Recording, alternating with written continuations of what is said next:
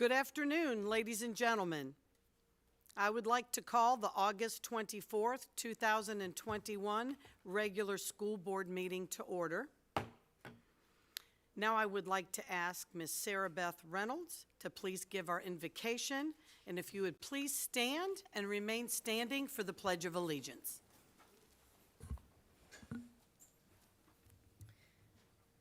Lord, thank you for giving us the opportunity to be here together tonight in person and to do what we all believe is best for our students. Give us the wisdom and guidance to make decisions and to speak through you and for you. In your name we pray, amen. Amen. Thank you, Ms. Reynolds. And now I would like to ask to invite Elijah Box, a fifth grader from Sykes Elementary School, to come forward and lead us in the Pledge of Allegiance. Are you ready, son? Okay.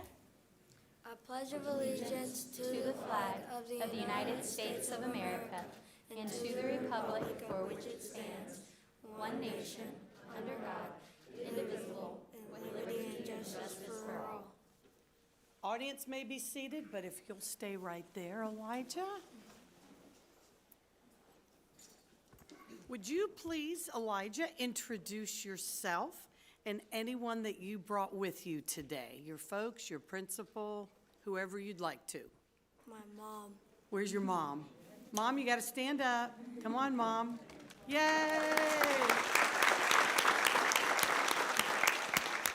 Awesome. So tell me, Elijah, what is your favorite subject in school? Music, because I do a strings class, which is like violin, viola, and cello. Wow. So which one of those instruments do you like to play the most? We haven't played them yet because we're starting to. I picked the violin. Ooh. I bet you'll be able to come one day here and serenade us with the violin sometime before a board meeting. Maybe? Maybe. Okay. And what do you want to be when you grow up? What do you think? Undetermined. Undetermined? Okay. That's fair. And can you tell us what you like the best about going to school? What's your favorite part of attending school? My teachers. Oh, how sweet! Yay! Well, I sure hope you're going to have an awesome time. It sounds like you're off to a great start. I wish you the best of luck in your strings class. Enjoy it, learn as much as you can, and I look forward to maybe having you here at some point to serenade the board after you learn how to play. How's that? Awesome. Thank you so much for coming today, and Mom, thank you for bringing him tonight. Appreciate it. What'd she say? Oh, I asked principal, stand up, please. Sorry. Yay!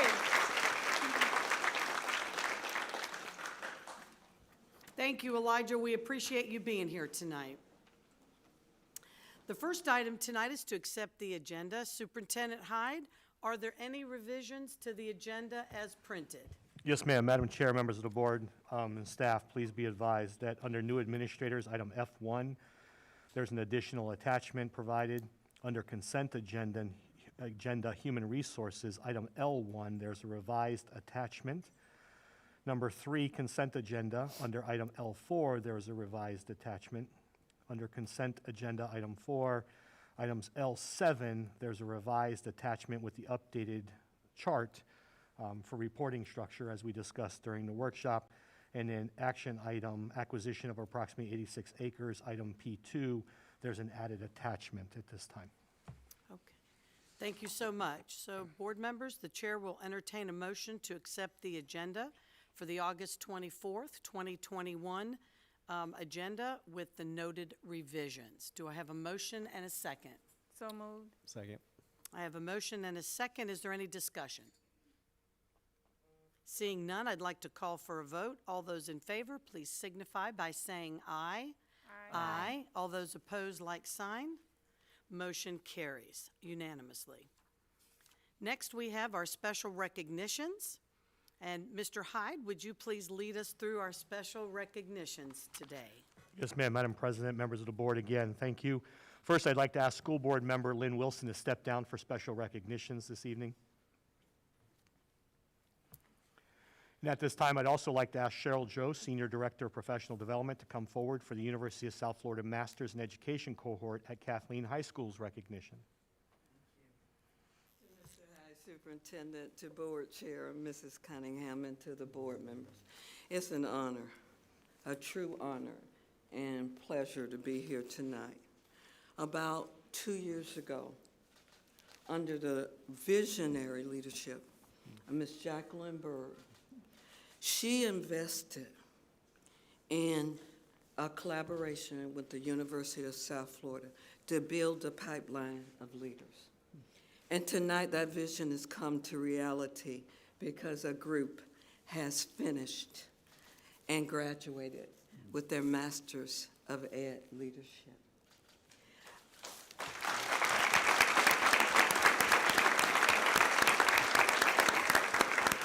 First, we also have 3 of our principals and leaders who have achieved their Ed Specialist degree through help funding with that grant, and I'm going to recognize them first.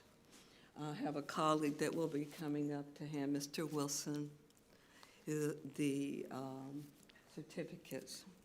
Let me just briefly tell you about what this Ed Leadership Specialist program is. It prepared experienced administrators to develop their capacity to lead and turn around our low-performing schools. This is our 3rd cohort from Polk County to get that Ed Specialist degree. They are now 27 hours, if they so choose, for their doctorate degree. Unfortunately, Mr. Hyde, we can't give that any additional funding at this time for that doctorate degree. But I can keep hopes high. I want to bring up our professors of USF who worked hand by hand with me and the grants department, who's now under the leadership of Andrew Baldwin, to make this dream a reality. And they've also worked with the Ed Specialist programs. I want to recognize Dr. Bill Black, and if he could come and stand with us. Dr. John Mann is not here. Dr. Brianna Reck, Dr. Kareem Ramlakan, Dr. Gloria Waite. By the way, she's a principal at Hillsborough, but I told her we can recruit her. and one of my other dear friends, Dr. Bonsell Augusta, who helped with this program. These folks collaborated, a major university, and not only did they collaborate, they brought it here to Polk County. All this happened for a year and a half at Kathleen High School. What a wonderful testament. At this time, I want to recognize our Ed specialists.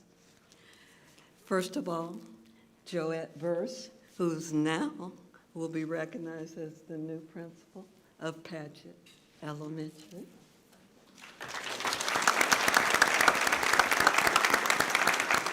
And they will give you, okay. If you would stand up here, Joette. James Micah Edwards, Assistant Principal at Horizons Elementary. It's only a matter of time. He's a rising star. He will be principal.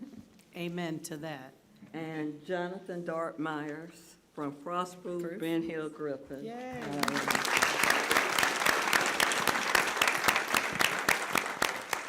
At this time, it is my honor and pleasure to recognize these 3 as specialists. Are any of you going on for that doctorate that we're going to find funding for? Not yet, but we'll talk about it later. Okay, if you don't mind, we'll get that picture and then we'll. Absolutely.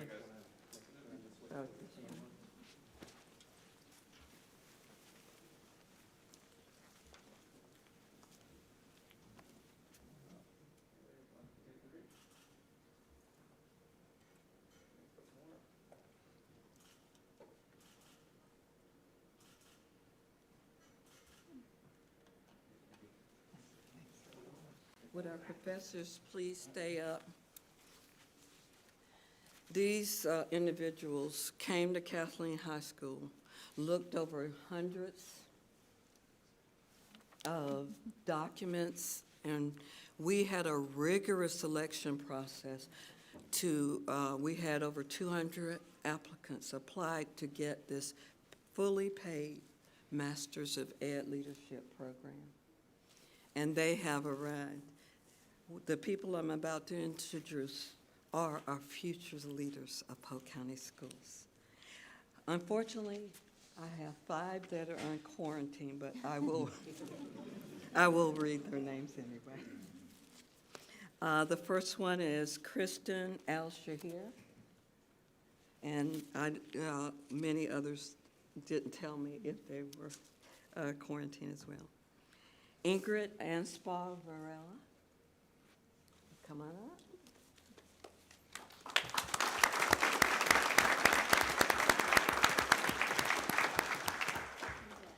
Deborah Brister, she just emailed me. Is she here? Okay. Jonna Bryant, and Jonna did email me that she is quarantined.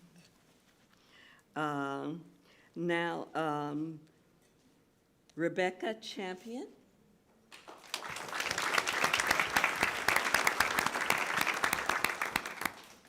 Danelle Brewer.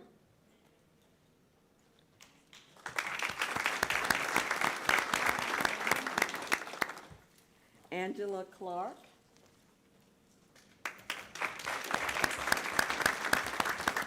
LaChaz Cofield Harris. Melinda Dorman.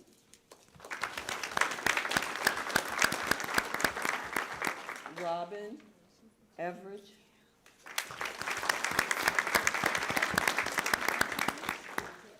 Azure Gibson is also quarantined, but I told her I would read her name and mail her certificate. Pamela Glenn.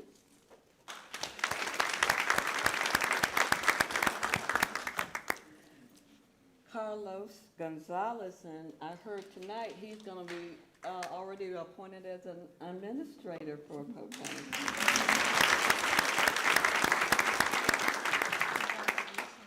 Maud Graham, is she here? She's our Teacher of the Year for Polk County, and she also just finished our master's program. John Gully. I hate to say, but I will be proud to say I was his second grade. I'm not old though. Jennifer Hadsock.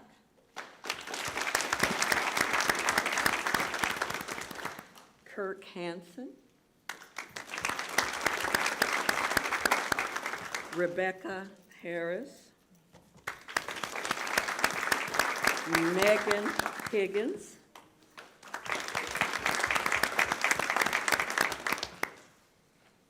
Hannah Hill. Ann Hopper.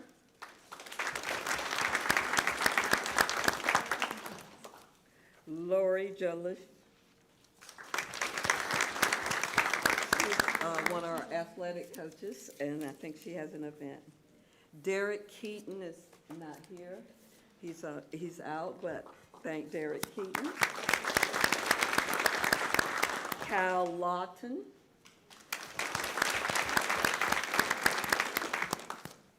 Christopher Ludwig. Penny Lindquist. Terrence McGriff, Crystal Melby, Kaylee Mullinax, Jason Murphy, Salam Mustafa,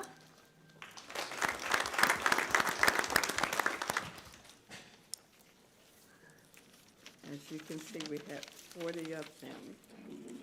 Kalina Nab,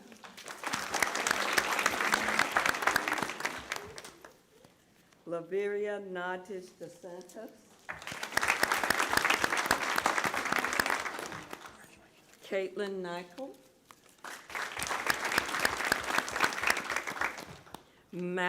Gina Ortiz,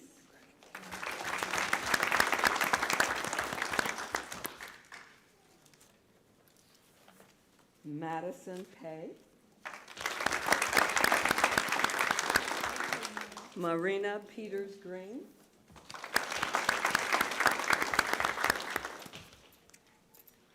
Heather Powers, Igdelia Rivera Reyes, Christopher Rutledge, Melissa Simonson,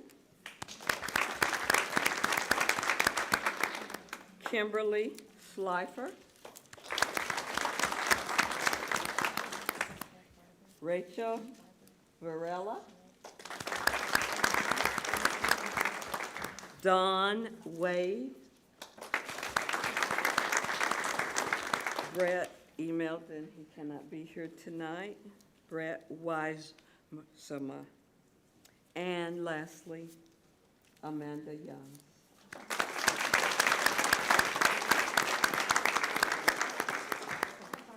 Where's Greg? Okay, Craig Barber. I apologize, Craig. I was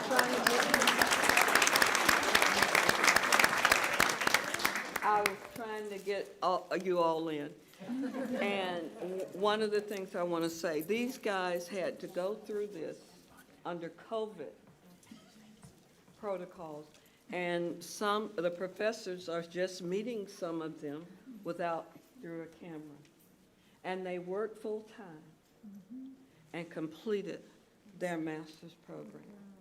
From 18 months ago, when you were selected, I saw your future. And now, Mr. Hyde and the board sees the future that we're leaving Polk County in, and our next administrators for the Polk County school system. Thank you all, and I am so honored that you guys have ran the race and finished the course. If we can get into 2 groups.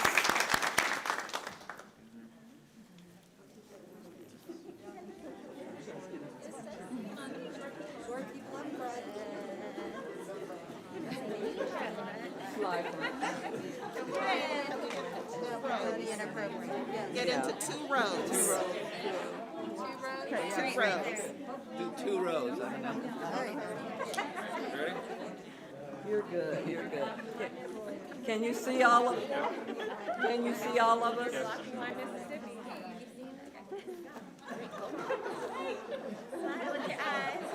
Ready? Y'all need to know who this is. How about that there? There you go. Ready? 1, 2, 3. Couple more.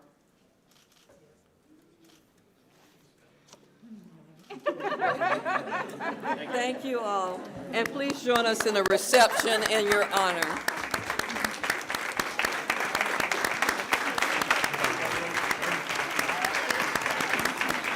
And I want to thank Grand Canyon University for sponsoring the reception. Thank you all.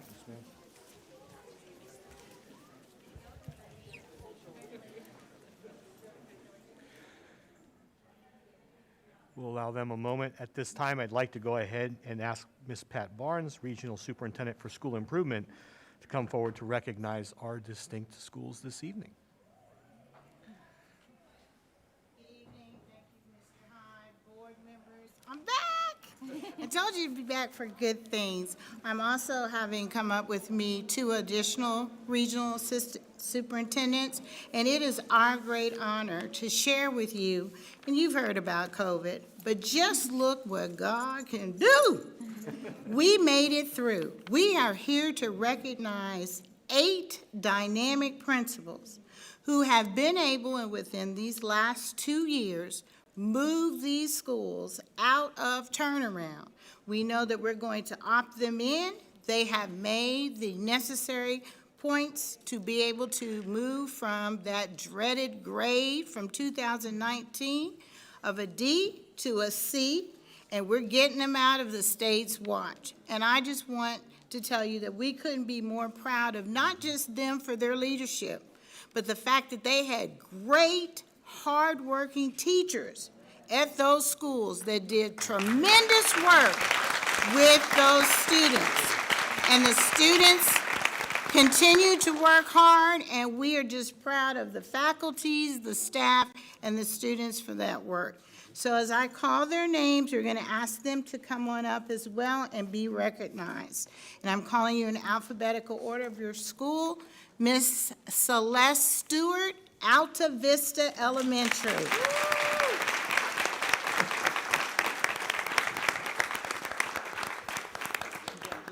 Miss Elizabeth Smith, Dixieland Elementary.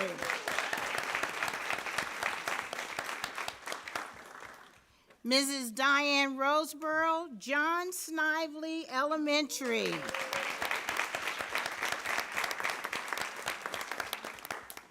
At this next school, we had 2 dynamic leaders. We had Mrs. Sharon Chipman from McLaughlin Middle School. Come on.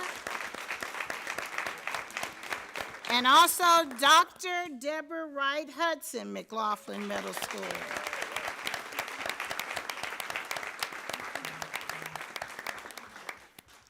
Again, 2 more leaders at the same school. Mrs. Charlene Richardson Brinson, Philip O'Brien Elementary.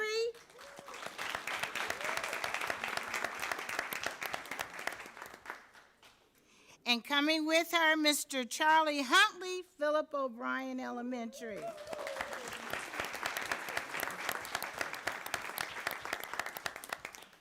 And last but certainly not least, Mrs. Beth Nave Purcell Elementary School.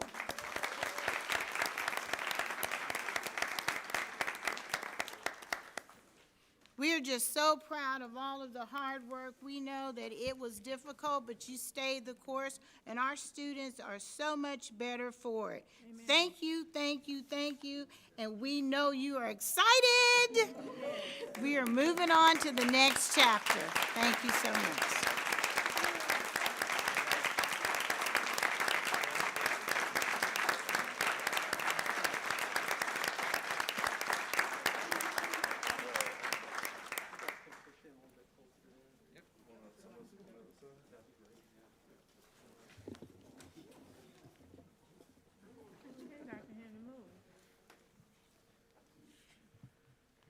Everybody ready? 1, 2, 3. Couple more. 1, 2, 3. Great, thank you. Thank you so much.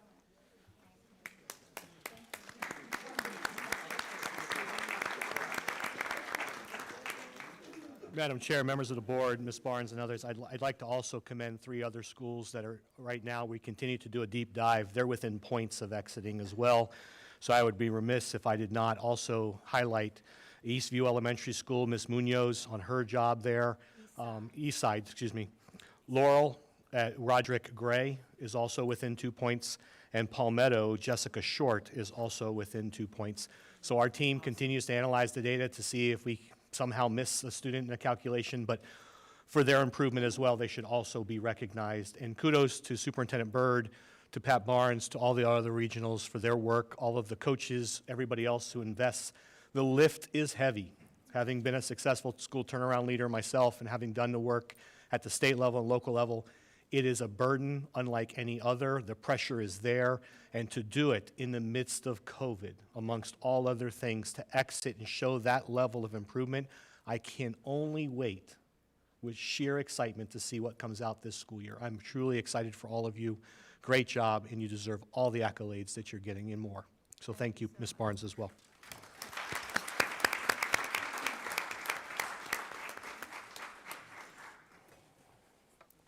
That concludes special recognition. Thank you, Superintendent Hyde. The next item on our agenda is public comments on agenda items. And before we start, I would like to ask Mr. Wes Bridges, our attorney, if you would be so kind to review our protocols. Mr. Bridges? Thank you, ma'am. Ladies and gentlemen, as a reminder to all speakers addressing the board this evening, there will be 2 opportunities for speakers to address the board. At the beginning of the meeting, before any official action is taken on the agenda, for any speakers wishing to address items on the agenda for action, and again at the end of the meeting for any speakers wishing to address matters that are not on the agenda for action. If you wish to speak, please fill out a speaker card, which is available at the entrance. Each speaker shall be allotted 3 minutes to speak. When you're recognized by the chair, please give your name and address, and if you're affiliated with a group, you may announce that as well. Please direct all of your comments to the chair and refrain from making personal attacks or using profanity. Those are the rules. Thank you. Thank you, Mr. Bridges. So at this time, is there anyone in the audience who wishes to come forward to speak to an item that is currently on our agenda this evening? If so, please come forward, if you would be so kind, and you'll have 3 minutes to address our board.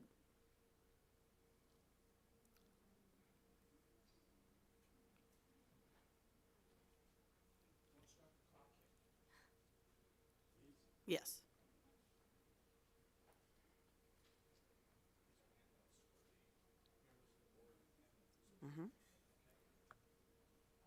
Is your item on the agenda? No, No, I don't believe I so. don't believe so. No. We're not, no, nothing is on the board agenda for mass policy, nothing. You can wait till the end of the meeting, though. Correct. You're welcome. Anyone else want to address the board on items that are currently on the agenda? Seeing none, we shall proceed. Board members, now we need to approve 2 sets of minutes. The first set of minutes is for the July 27th, 2021 school board meeting. The chair will entertain a motion to accept the July 27th, 2021 school board meeting minutes as printed. Do I have a motion and a second? So moved. Second. Is there any discussion? Seeing none, I'd like to call for a vote. All those in favor, please signify by saying aye. Aye. All those opposed, nay. The motion carries unanimously. The second set of minutes is for the July 27th, 2021 work session. The chair will entertain a motion to accept the July 27th, 2021 work session minutes as printed. Do I have a motion and a second? So moved. Second. Is there any discussion? Seeing none, I'd like to call for a vote. All those in favor, please signify by saying aye. Aye. All those opposed, nay. The motion carries unanimously. The next item is the approval of today's consent agenda. The chair will entertain a motion to accept the August 24th, 2021 consent agenda as printed. Do I have a motion and a second? So moved. Second. Is there any discussion? Yes. Ms. Fields? Earlier today, during the work session, I made comments concerning item section L, Human Resources, and recommendation for administrative and instructional personnel actions. And I wanted to make it known that while I have no personal difference with the selection of our incoming Deputy Superintendent, Mr. Wayne Green, I am not in support of the salary that he is being recommended to come in under. That amount being $170,000, and the person that's currently in that position is at 134 or 139, I believe. And I don't believe that that should be the direction that we should be taking at this time with all the things that we have before us. I've already discussed this with Superintendent Hyde. He's aware of my thoughts, and I have spoken to Mr. Bridges, and he said that I cannot vote against it unless there is cause, and there is no cause for me not to vote in support of the consent agenda, that being under it. Mrs. Fields, perhaps I misunderstood. You do not have a conflict, so you do not need to abstain from voting. You may certainly vote against this. And if you would like to do that, I would just suggest that it be pulled for a separate vote. Okay. Yes, you may certainly vote against it. You may not abstain from voting. Okay, I understand that. Then I would like to remove it. So, Ms. Wyndon, can you do that for me, please?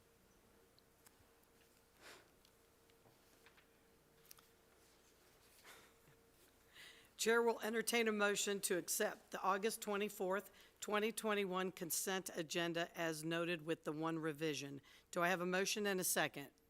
So moved. Second. Is there any further discussion?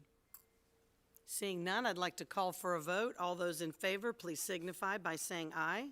Aye. All those opposed, nay. The motion carries unanimously. The next item is the new administrator announcements. Superintendent Hyde, would you please introduce our new administrators today? Yes, ma'am. At this time, as we did previously, we provided the board with bios on each one of these administrators. Many of you have relationships or prior experience with these administrators. At this time, it's my pleasure to say that Jason Pitts, who is currently serving in the area as a contracted finance director, has been hired as our chief of staff. Ms. Heather Jenkins is moving from the acting associate superintendent for chief financial officer, being promoted fully to the associate superintendent of chief financial officer. Mr. Victor Duncan, acting regional assistant superintendent for elementary, is being promoted fully to regional assistant superintendent for elementary northeast and southeast region. Dr. Benjamin Henry, currently in the role of acting regional assistant superintendent for elementary, is being promoted to regional assistant superintendent elementary north, central, and west regions. Katie Ashmore, assistant principal at Caldwell Elementary School, is being promoted to principal at Caldwell Elementary. Shakita Armstrong, currently TRST program specialist, is being promoted to assistant principal at West Area Adult School. Peggy Banier, senior coordinator for architectural, is being promoted to director architectural services and code compliance. And I hope I pronounced that correctly. I apologize if I did not. Christopher Roberts, Director of Information Technology in DeSoto County, is being hired on as Senior Director for Digital Learning and Innovation. And finally, Ms. Kathleen Taylor, Senior Coordinator of School Nutrition, is being promoted to Director of School Nutrition. There's one additional administrator, but based on the item being pulled for subsequent vote, I will introduce that individual following that vote if approved.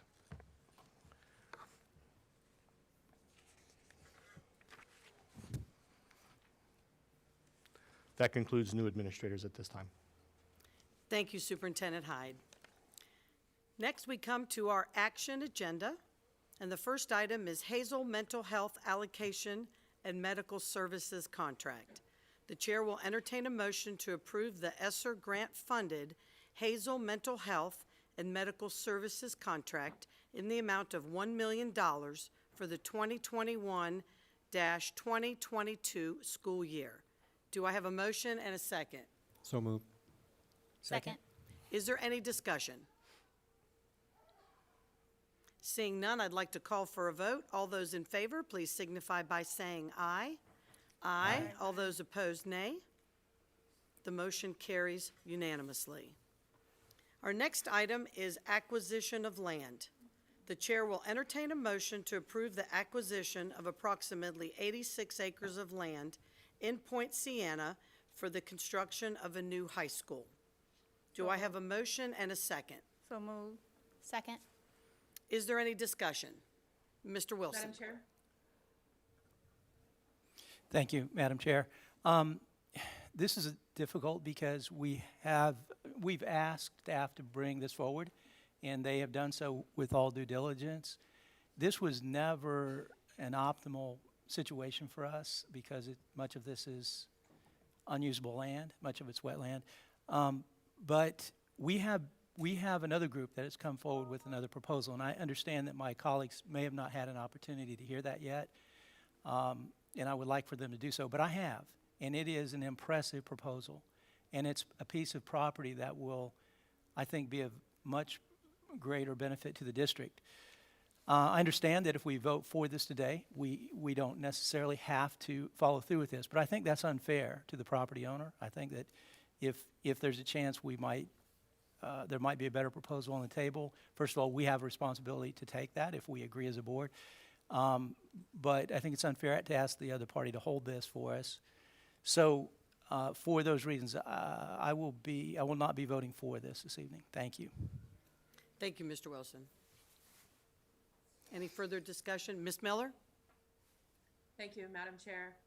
I too agree with Mr. Wilson. This land, I appreciate the work that our facilities office has done on this. It's not the most ideal land. It is wet. I think we'll have issues with it just in the future. I don't like to make rush decisions, especially with the taxpayers' money. If we have a secondary opportunity that's in a better location, I think we need to take advantage of that. And being in real estate and someone who holds contracts, I do not want to do this to the owner of the property by holding them to a 110-day inspection where other people might not have a chance to bid or have a look at the property. I just don't think that's fair to them. And so I will not be supporting this either and look forward to learning of other opportunities in that area. Thank you, Ms. Miller. Any further discussion? Ms. Fields? I guess the thing that I would say is that if there was another option for a different piece of property, it would have been nice for us to have known before today. And I think it's very short-sighted of someone to have known that and not shared it with us. And I am going to be supporting the recommendation. Thank you, Ms. Fields. Dr. Allen? Thank you, Madam Chair. I would as well be in favor of supporting this, knowing that we still have time and we're not rushing this decision. I think 110 days allows us to hear both perspectives on this. I'm voting in favor of it just to say thank you to our staff for the due diligent work that they've done on presenting this to us. So thank you very much. Thank you, Dr. Allen. Okay, just one second. Is it this one or this one? It's this one right here. You sure? Okay. All right. So I too will be supporting it. I feel that our staff has done quite a bit of due diligence, and I too understand from our earlier discussion in our workshop that we're able to begin to move forward on this piece of property, and if we're able to hear more information about the second piece, we can adjust accordingly. So I will be supporting this as well. So we have a motion and a second. Is there any further discussion from any board member? Seeing none, I'd like to call for a vote. All those in favor, please signify by saying aye and raising your hand. Aye. Aye. And all those opposed, nay? Nay. Nay. Nay. So the motion carries 4-2, correct? 4-2. Thank you. Yes. Can I just point of order before we move too far down? Sure. I think some of our new administrators had their families here, and we normally have them introduce them and say a couple words. Would it be possible to let them do that before they get too far out of the building? Sure. Let Those me that are- finish with Okay. the third one here that we've just added, and then we'll do that. Thank you so much. Okay. So our next item is going to be from the consent agenda, Human Resources, L4, Recommendation for Administrative and Instructional Personnel. The chair will entertain a motion to approve the recommendations for administrative and instructional personnel actions. Do I have a motion and a second? So moved. Second. Okay, I have a motion and a second. Is there any further discussion?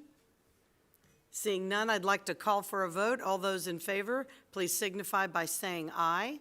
Aye. Aye. All those opposed, like sign? Nay. Okay, the motion, Ms. Miller, how do you vote? I support. Okay. So we have, the motion carries 5 to 1, as Ms. Fortney's not here. 5 to 1. Okay. Ms. Reynolds, do you want to go ahead and ask them to come in and introduce their families? That I would would, just any that are still here, we usually let them say a few words, so I know some of them got up and left to go take a picture, but I can see Mr. Pitts. If there are any new administrative appointees, please come forward. Yeah, that's a Mr. Hyde. Yep. For the record, several of them requested that they not be asked to do this, which is why we Gotcha, chose not to okay. do this. Okay. Including the two before you right now. Now, Sorry. I'm just so proud of them. I just, Well, thank you. It is a humbling appointment, and I am truly excited to work for the district that I grew up in and to work for this community, and I appreciate the opportunity. Thank you.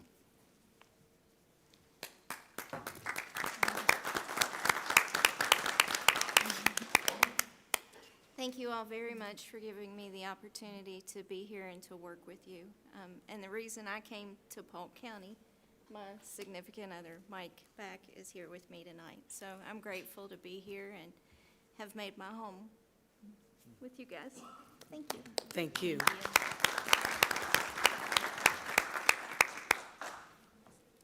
Madam Chair, if I may. Yes, also- yes, sir. Also, under item L7, we did revise the job descriptions. That's what I Based off the conversation today, we Yes. did elevate those, return those positions back to the original director level. Okay. And I will bring a budget analysis in September to show you how we've offset the additional costs associated with adding 2 additional community liaisons at the original level. Awesome. Thank you so much, Superintendent Hyde. We look forward to that conversation. Come on. Absolutely. Come on up. Oh, wow, somebody's so pretty, you got to come up with the princess. Come on, Sparkles, you got to come up. Sparkly princesses are always welcome. She's what we're all about, right? You betcha, yes, ma'am. I'm Catherine Taylor. I'm the new school nutrition director, and I just really wanted to say thank you to each of you for the opportunity. I'm very humbled for the opportunity to be in this position, and after working here for 16 years, it's not promotion I saw coming this quickly, but I am very, very excited. I'm looking forward to working with each and every single one of you, and I'm looking forward to making their lives better every day, one meal at a time. So There you I am go. I'm very grateful. I want to thank my family for being here. I've got my husband, Scott, of course, my daughter, Marley, and my other daughter, Quinn, Aw, and There then we my go. mom and my stepdad, Oh, Pam and wow. Rory Luce, and then my dad and my stepmom. I just went completely blank on my own dad's name. That's horrible. Charles and Loretta Cameron. But again, thank you guys so much, and I look forward to the amazing future we're going to get to build together. Thank for you, these you earned kids. it. thank you. Thank you.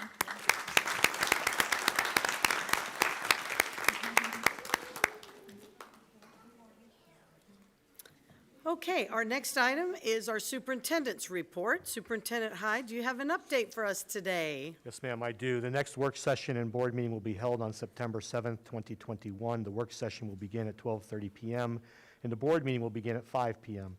They will be held at the Jim Miles Professional Development Center located at 5204 U.S. Highway 98 South in Lakeland. That concludes the superintendent's report. Thank you, sir. And next, we have our attorney's report. Mr. Bridges, do you have a report today? I suspect I've said enough. Thank you, ma'am. Okay. And the next item would be our auditor's report, but we don't have an auditor's report today. So now we come to the fun part of the meeting, which is our board members' reports. And I'll start with Mr. Allen today. Oh, goodness. Thank you, Madam Chair. I would encourage everybody to go back and listen to our work session. Lots of great words shared earlier today. Passionate thoughts as we work to provide a safe learning experience for our families and our students. Dreaming. We all dream, whether we dream during the day or we dream at night. So the other thing that was presented to us was the beginning framework of our strategic plan.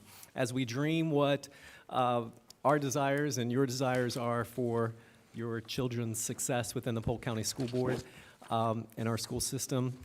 And we are very excited about dreaming with you.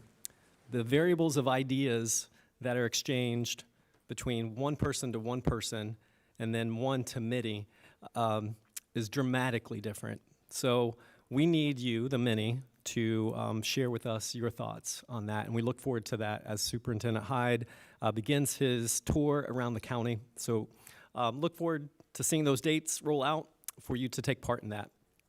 Just wanted to reflect on a couple things. Heart for Art took part in that experience on Saturday at the Polk Museum of Art, where we honored young artists and allowed to exhibit their work at a Smithsonian-based art institute within Polk County. If you have not been to the Polk Museum of Art at Florida Southern College, I would encourage you to check out our student artwork. The great thing too there is work that our students have created that have now been purchased in the permanent art collection there. On top of that, I had a chance to enjoy Catapult last night. And when we're talking about shaping the whole student, which is part of our vision, there's a lot of books referenced about innovation for us to read and to engage in, and Catapult is a symbol of innovation within our community. It was a great opportunity to see business entrepreneurs and ideation happening at this amazing facility in downtown Lakeland. If you have not been, you've probably enjoyed some of the food if you've been in Lakeland from different entities that have come out of Catapult. So just a great opportunity to see what's going on as far as innovation around our community. Also, we had the teacher engagement event that just happened for our first year teachers. I was blown away when they raised their hands for individuals that did not come from Polk County, that came from outside of Polk County. It looked like well over 50%. I'm not sure what the data is on that, but pretty excited about the energy that was in that room as they're going to be coming alongside our kids within the classroom. And I think I'll end my comments there. Thank you, Madam Chair. Thank you so much, Dr. Allen. Ms. Reynolds? Thank you, Madam Chair. First, I want to give a shout out to our very own Dan Talbot. He was recently appointed to the NCAA High School Advisory Group. So this committee has 12 people in the nation, and he was selected to be one of them. They select 6 each year, and they serve a 2-year term. I believe he is the first one to be from Polk County ever. There were 115 submissions to apply for this board, and he was one of the 6 that was chosen for this year, which means he'll be representing us for athletics on literally a national level, and I know he will represent us well.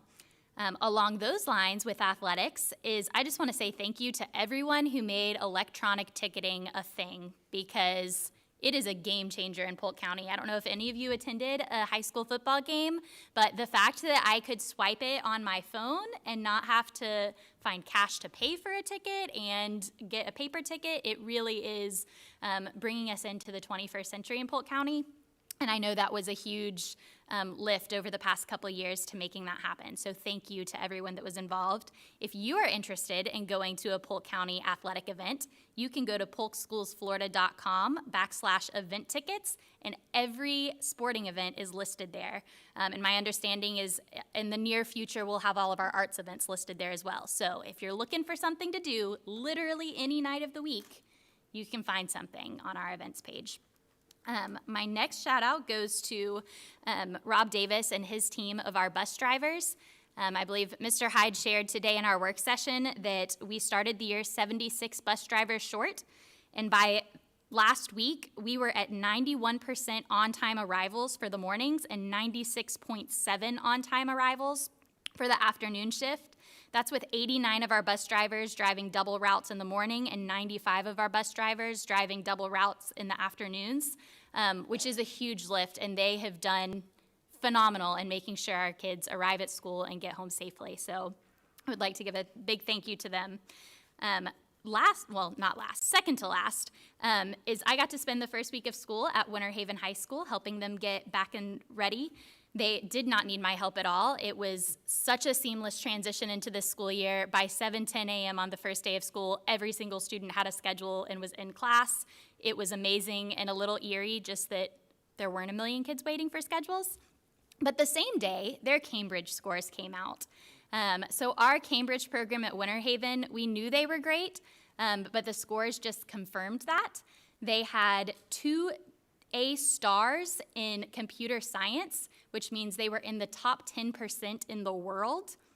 They had 1 A in biology.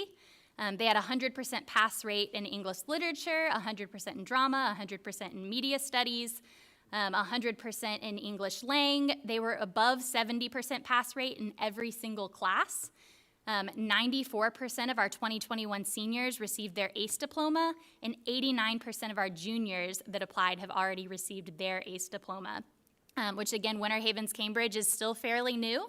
It's only been around about 5 years now, so this is a huge accomplishment for Winter Haven High School and their Cambridge program. And the last thing, you only have 2 more months of it, so lip sync. Our very own Superintendent Fred Hyde will be participating.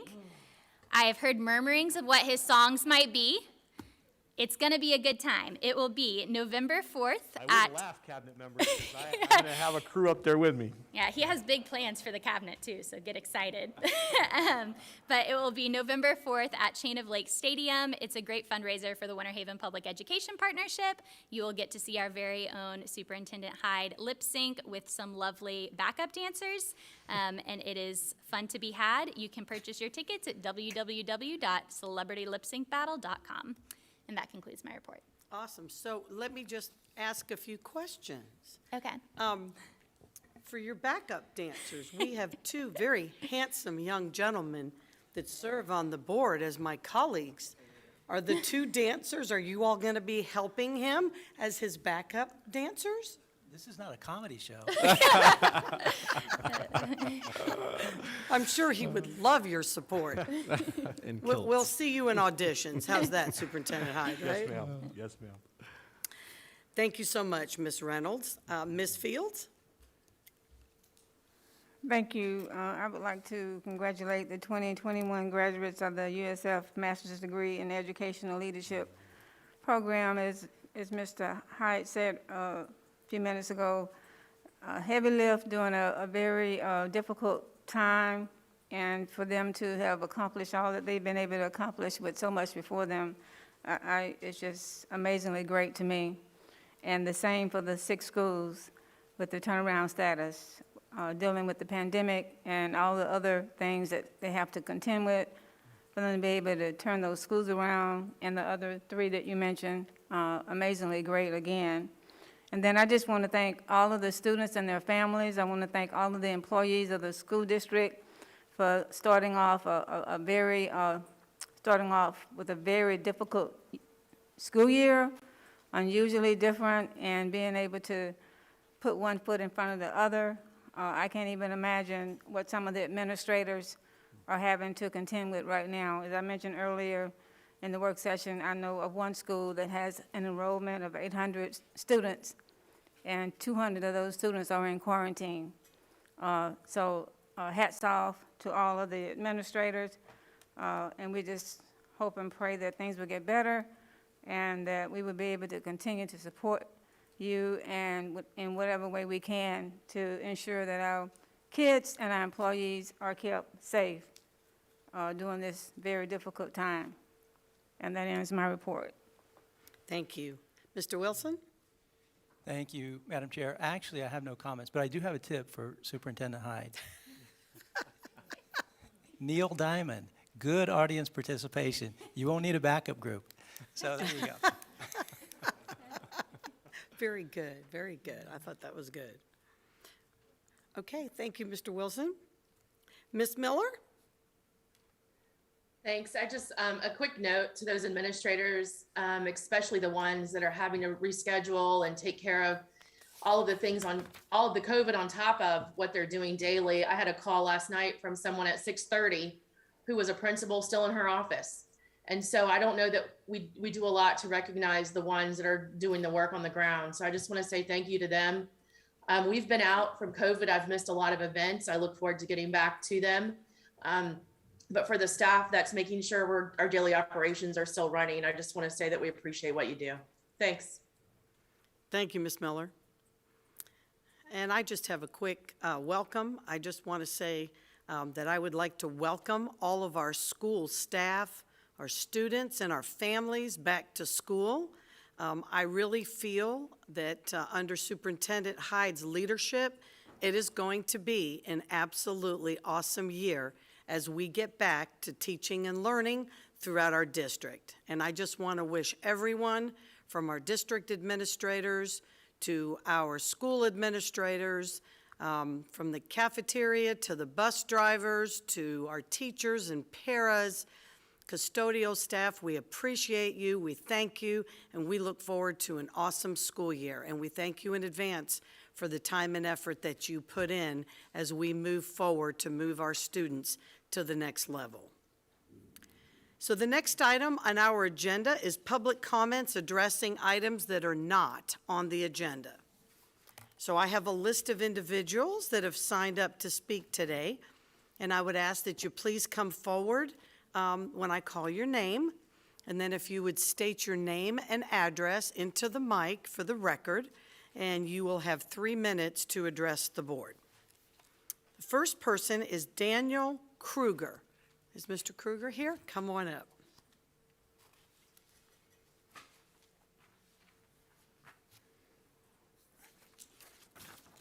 And I believe you passed this out for everyone at the beginning, right? I did. Okay, perfect. And what it is a cover sheet of the document that I'm going to be referring to. Okay. And the website at the top is where anybody can go and get all the details. Awesome, thank you. And I'm speaking against the mask mandate.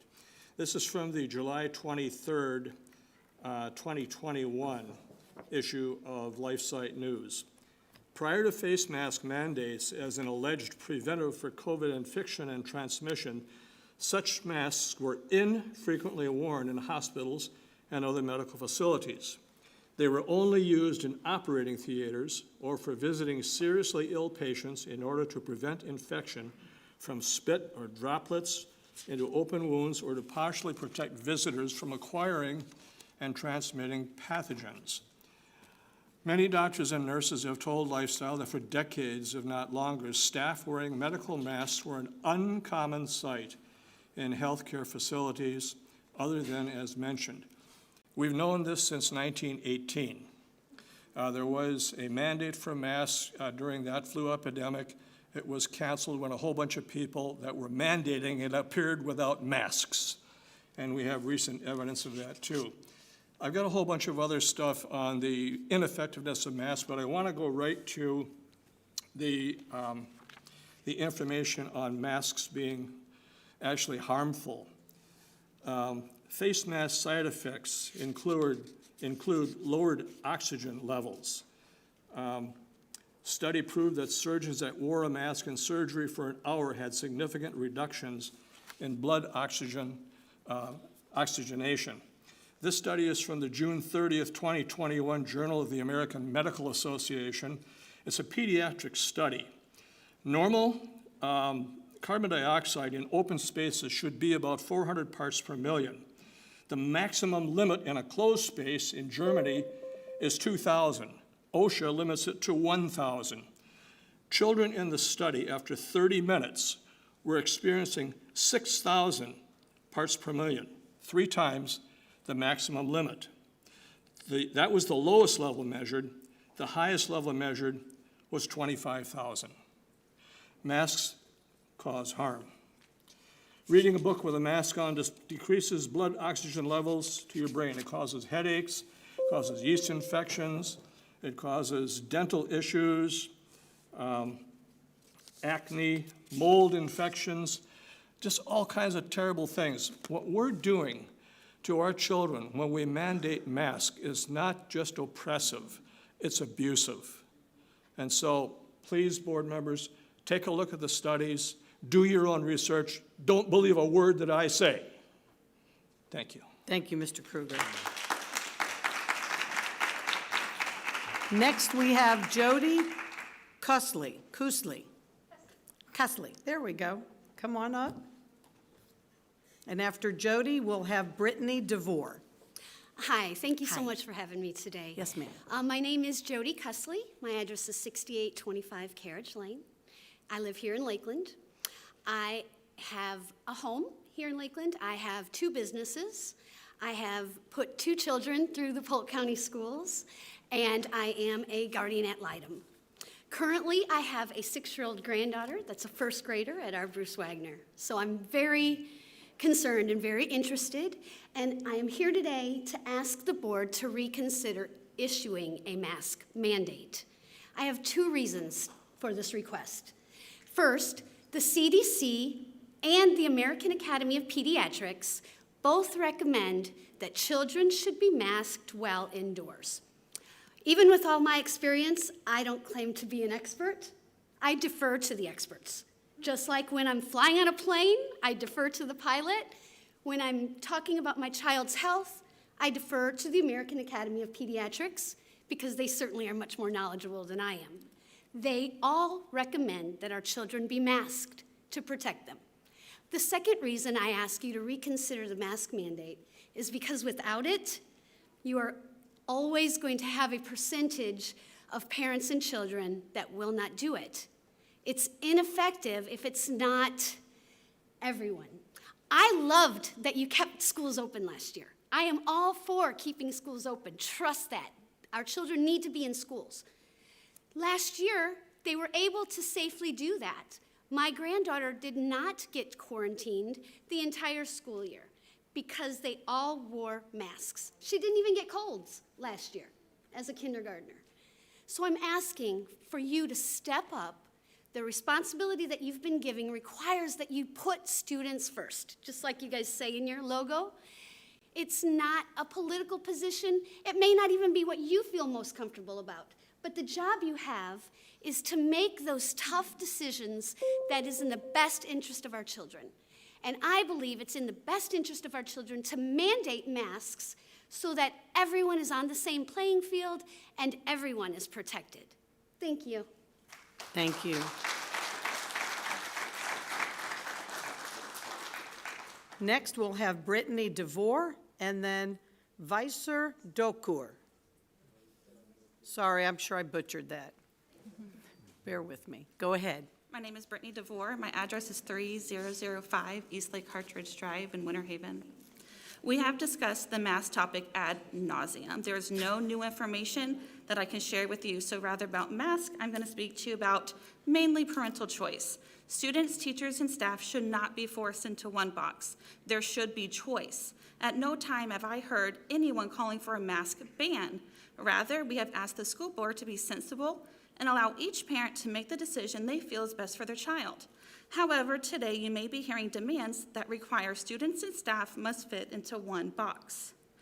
If you do not do everything in your power to provide as many parental rights as you possibly can, you do not deserve the seat you're in. You do not know how to raise my child better than I do.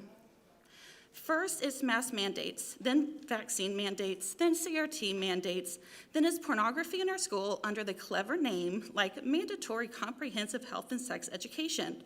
Wake up, parents. This is not free education. This is costing us our precious little children, which is the highest price we could possibly pay. We are asking our children to fight a battle they cannot win. Parents can't even win this battle, so why are we sending our children on a suicide mission to fight this battle for us? Their minds are being infiltrated to hate themselves, hate their country, teaching them that their peers are harmful and to stay a safe distance away from all human interaction. Their teachers will be forced to be the mask police, thus completely eroding any hope of a healthy student-teacher relationship. Parents' rights are already stripped away. A parent still cannot go to their child's campus and have lunch with their child. News alert, the school district will gladly take any power you give to them to indoctrinate your child. Do you think they will just hand that power back over and all this goes away? No. If you don't like the decisions that are being made for your child by this school board, take your child out of public education, homeschool, switch to a private school. A great resource to learn more about private school scholarships is FloridaCitizensAlliance.com. And I quote, Florida Statute 1002.5 recognizes that no student should suffer from bullying. Bullying has a whole new meaning. Bullying isn't what you think. Bullying isn't just student on student anymore. It's happening in classrooms across the country. Children across America are being taught radical ideas that are harmful, threatening, and intimidating to many families. If this is happening to your child, you are eligible for the Hope Scholarship. Note, harassment, threat, intimidation are very expansive in terms of their defined scope. And students' eligibility for a Hope Scholarship is absolute and does not depend on the outcome of any investigation. If you don't like what you're seeing in your children's school and in this district, you must act, get involved, hold up the school board accountable. Know your rights. I highly recommend organizations like CCDF and Polk County Moms for America to the school board and Superintendent Hyde. As concerned parents, we are here and we're here to stay. So get used to our faces, get used to seeing our names in your inboxes. If we aren't successful the first time, we'll be the next, because our children are worth it. Your motto is students first. Ask yourself, are you really putting students first, or are you putting your own agenda first? To concerned parents, refuse to co-parent with the government or school board. We put all ourselves in danger in one degree or another when we stand up. Thank But we you. put our children and our future grandchildren in even greater danger if Thank we you. don't. Thank you for your time. Thank you.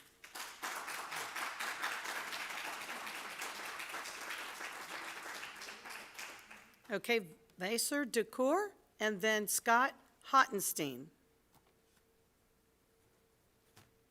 Sorry about my pronunciation.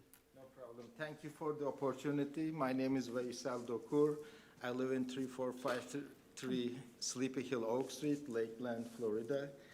And first, I want to thank you all, starting with, Superintendent Frederick Hyde, the cabinet, board members. They're doing they're on the field working, doing the hard work. And I watched the workshop online, and I heard all your opinions about the mask mandates, the numbers, thresholds. So I want to point out to this. Her name is Callie Peterson. She died. So I don't think God wanted it. I think there was a way to save her life, but she died. She was a teacher. Her name is Callie Peterson. 2,200 students are already under, what it says here, quarantine. I heard 20%. Where is this 20% threshold came? You have 104,000 students. Are you waiting for 20,000 students to be quarantined? 14,000 employees? Are you waiting 2,800 of them get sick? How did you find this threshold? Oh, science told you, or whatever, your God told you, your beliefs. Empower your superintendent. He did the right thing. Masks mandate, McKill. Whose children working at the McKill? Do you know, Mr. Allen? Do you have children at the McKill? Yes or no? It's not required, actually. Yes or no? Yes, my kids do. Yes, attend the I Q&A, saw yes, you there. I know. I was there. They put the mask mandate. They're doing granular.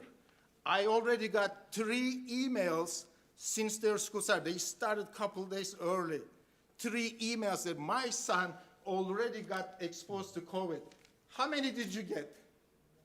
Of, From McKill, did you get any email? Are you the primary contact? right. I mean, we can advise our kids to wear masks. How many And- emails and I you got? did, You so- did, right? Yes, sir. Thank you. So I told my son, they sent another one. Here is the idea. He can implement. They sent me an email. If we put a mandate, you can preempt them now. We don't have the mandate now, but you want to opt your children out? Do it now. I didn't, but what I had to do, I told my son, hey, are you wearing your mask? No, nobody's wearing. I need you to wear it. No, I don't. Peer pressure. I said, if the mask mandate comes, I'm not going to opt out you. I'm not going to opt out. They can't do it. You cannot stop it. They already did it. And then their children, their teachers, are they going to be still the mandate, police? Do the right thing.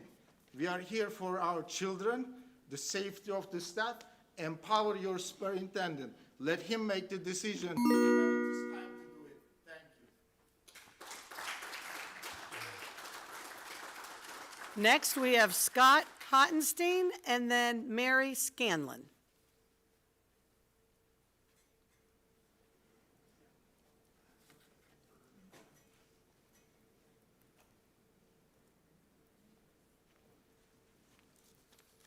Your name Good and evening. address, please. I'm Scott Hodenstein. I'm the president of the Democratic Public Education Caucus of Florida, and I'm actually from Hillsborough. Thank you for having me and letting me speak. Our students need to be in school with their teachers, both for their education and for their mental health. In order to keep students in school, we need to use all mitigation measures as possible. That means vaccines for everyone 12 years old and up, and it means masks, especially for those students who cannot get vaccinated. I'm a 24-year Navy vet and a civics teacher. I taught in Hillsborough for 7 years. The first thing we teach in civics, it's benchmark 1.1, is about the social contract. Individuals give up some of their rights in order to protect the public good. That's the basic foundation to our government.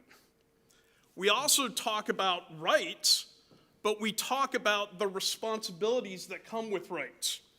We stop at red lights. We serve on juries. We defend our country if we're called through the draft. Article 9, Section 4B of the Florida Constitution gives you, the school board, constitutional authority to operate, control, and supervise all of the schools in your district. House Bill 241, the Parental Bill of Rights, which was passed, entered into Florida statute paragraph 1014.03 that you, as a political subdivision, may infringe on parental rights if it's reasonable and necessary for a compelling state interest. I think keeping our kids in school is a compelling state interest. The number I received before coming in to speak to you was that you had 2,100 students quarantined. Maybe the number is higher. Let me ask you this. Are those students learning? Are those students being fed? How's their mental health going when they're isolated from school? Please, I urge you to consider using all mitigation measures. Stand up, encourage vaccinations for everyone 12 and older, and require masks on your campus. Thank you very much. Thank you.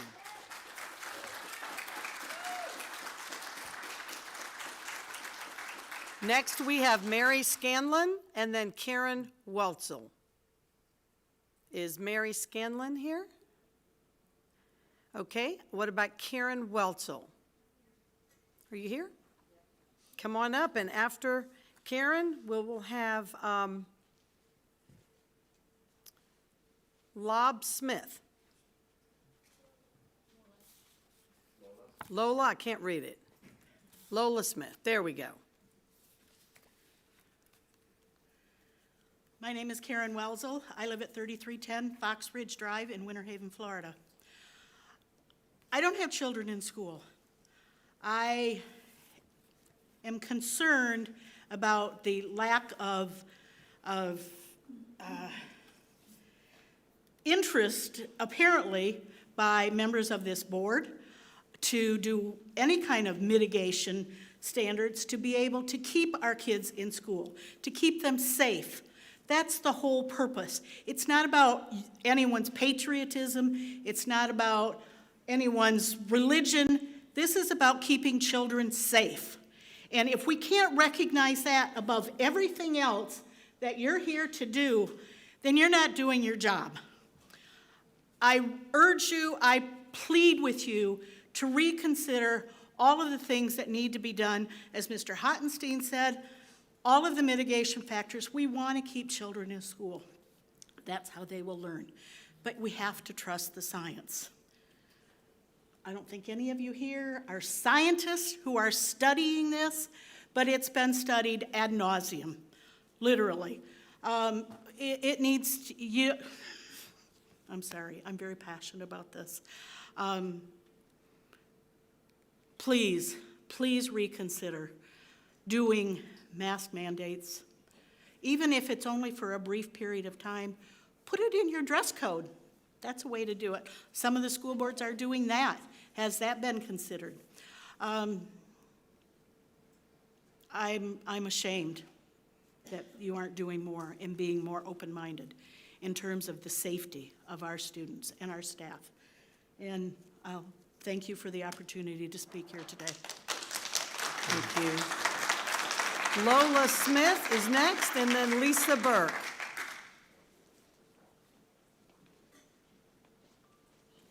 My name's Lola, and I live in Winter Haven. My name's Lola, I'm 10 years old, and I go to Boswell Elementary. Because all the students are under the age of 12, none of the students at my school are yet able to get the vaccine. Despite this, face masks are not mandated at my school. At your last meeting, you all discussed face mask mandates, and in an effort to discourage such a mandate, you pointed out that only 3% of children got COVID last year. In the district. You said that it was a pretty good percentage, so I was compelled to share some more numbers with you. 7 children under the age of 16 have died in Florida due to COVID. I'm sure 7 kids compared to all the living kids in Florida is a very low percentage. I'm sure you'd call it a good percentage. If my best friend at school were to die of COVID, it would not affect that percentage. It would not matter to your numbers, but it would matter to me and my classmates and our teachers. We are not numbers, we are children. And while the percentage of kids that die of COVID may be low, it is not 0. You know what does have a 0% death rate in Florida? Wearing a mask in class. So, to you, I pose the question, how many children are you willing to sacrifice before you would reconsider mandating masks? Thank you for your time. Thank you, my dear. Good job.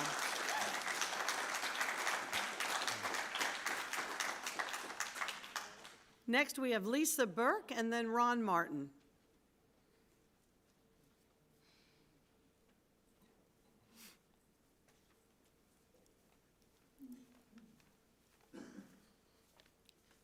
I'm Lisa Burke. I'm the president of ASME, Local 2227.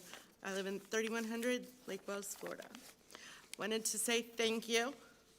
As employees, as he stated earlier, we are in dire needs, and I'm still one of the ones in that percentage that is still late doing 6 schools in the morning and 6 in the afternoon. We also mentioned that we wanted to keep our kids safe. We want to provide, and as employees, with this raise, I'm hoping to get a lot more employees because this is the district, as I've stated, that we should all be running to line up to get a job.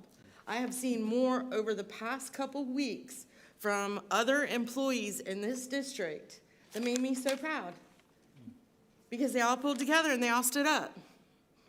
And I would have never thought that in my 14 years here, to be honest.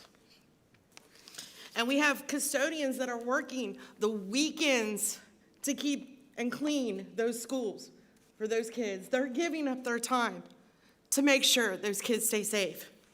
Bus drivers, yes, we are tired and exhausted, but we are making sure to get them home safe, and we don't stop until the last one's home. We have all our other employees for Green Book that all step up. They step up when the hurricane comes through to do this job. So yes, we will make sure that we continue to do that. And as you mentioned earlier, the benefits. Yes, we all consider that when we budget negotiations and everything else. And as you wanted to compare with Amazon, $394 for the spouse, and we pay $594 for our spouse and $105 for our child.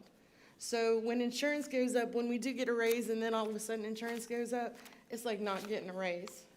But we have saved money over the past year, and I please hope you would come to the insurance negotiations and the committees and get the facts and see the facts. So, sorry. But I want to make sure that going forward here, and as a recruiting point, as I've heard people mention, but with this raise is a starting point. It didn't fix everything, but it's a great starting point to move forward, and I hope it continues. Thank you. Thank you, Lisa. Ron Martin and then Sandy Doyle.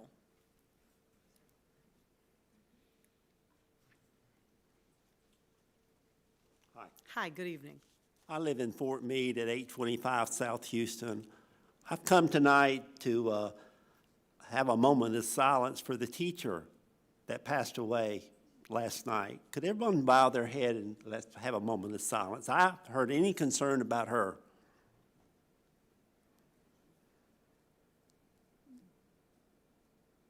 Thank you. I will take 3 minutes of my time to say that why did the charter schools have a mask mandate where your kids go to school, Mr. Allen? Do you know why? Is there any reason why you can tell us why? They also had an opt-out where you could opt out if you did not want to wear a mask. I'm not going to get into any discussions about that, but I think a charter school should not get my money if they're able to do what they want to do. This Delta virus is running rampant in our school system. We need to be aware of the reason why the charter schools can do what they want to do because they have a governing board. You're our governing board for a public school, but our money's going into that private school. And I'm not happy about that. Please allow our speaker the courtesy of finishing his comments. And I'm not happy with the governor who is overriding what you can do. But you have the guts to do what you want to do if you have the guts to do it. It's your choice.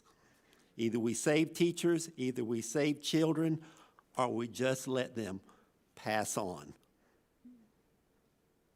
Thank you. Thank you. Next, we have Sandy Doyle and then Bob Nickel.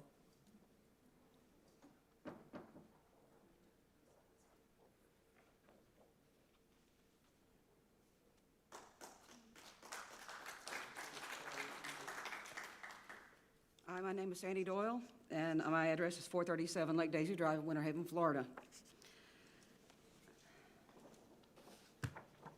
I've been working for Polk County Schools for 37 years. I'm a physical education teacher at Lake Ship Elementary, where we lost a member of our family this week, yesterday. Kelly Peterson was our fifth grade science teacher, but she was so much more than a colleague. Kelly was a friend to everyone. She was charismatic. Everybody loved her.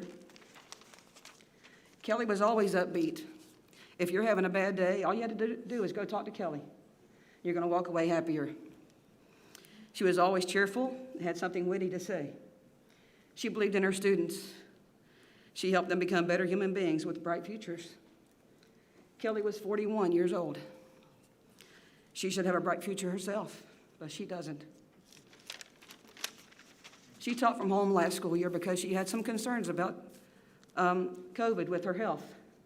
Her students scored exceptionally well last year on their state science test. Now, Kelly was forced to return to school in person this school year.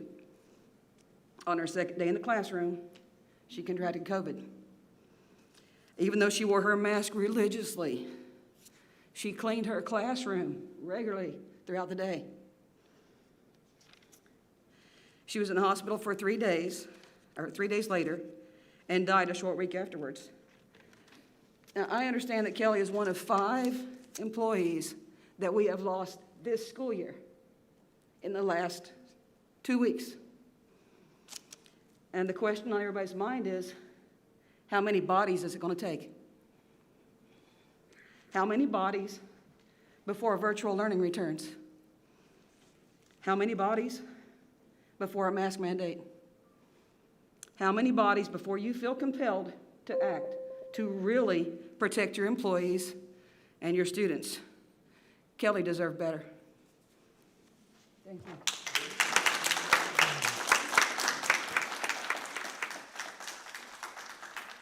Next is Bob Nickel, and then Becky Wincoop.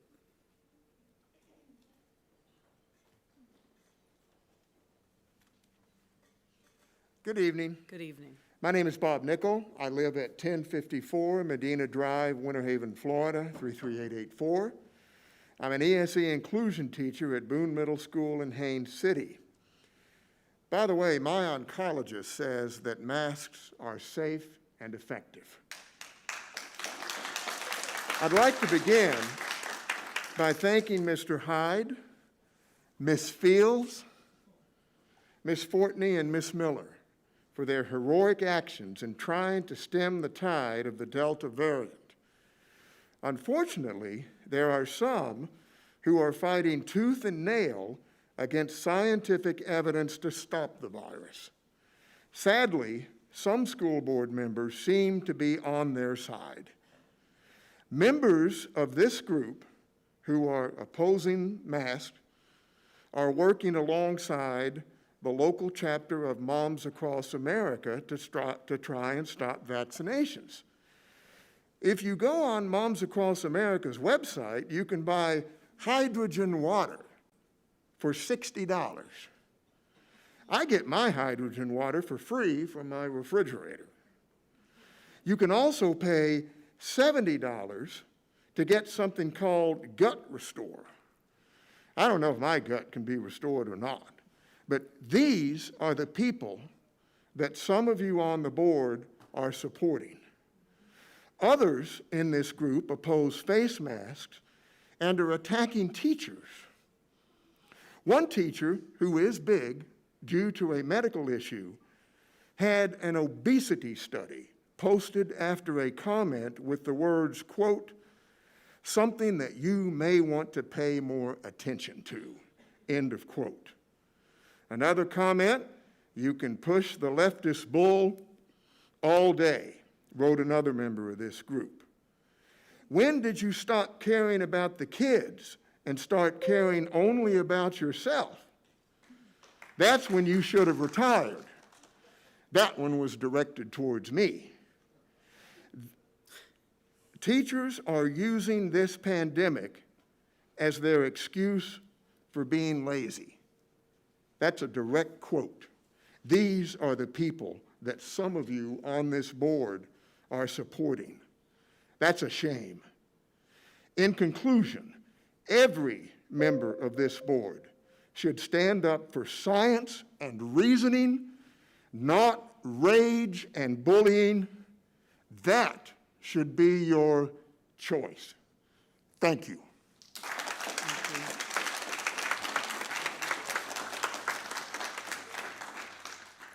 Becky Wincoop, and then Reverend Howard Mathis.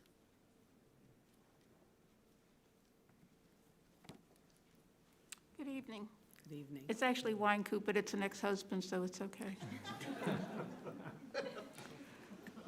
I've never come to speak before y'all. It's been years since I've been in this building for training. I'm a retired educator. With that being said, I'd like to share with you some things I have seen on TV and across on Facebook. Two things have stuck with me. The latest one was an interview with a grandmother. And she said, "My grandson needs to be in school. He missed out on last year's instruction. He wasn't from Polk County, but he was home on a computer. He says he needs instruction. He needs to be in school, and for his mental health and social, to further his social skills. His family is vaccinated. He's too young to be vaccinated. He's sitting in a classroom with children who come from families who may or may not be vaccinated. And then what happens? He gets sent home because he's in quarantine because he's been exposed. Where's his rights? He needs to be in school, but he's sitting next to people, which I know you have nothing to do with vaccination, but the wearing of the mask, you do have a choice. That would help tremendously. Early on, during this COVID shutdown, there was one that stuck with me, the analogy of it all. It says, can you imagine World War II, London, and a bunch of people decide to stay home and listen to the radio or read a book with their lights on? Everybody went to the tunnels.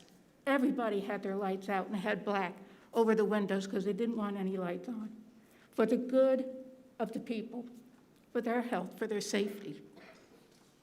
That stuck with me. Someone mentioned that there is something that you can override a parent's right. And I ask you,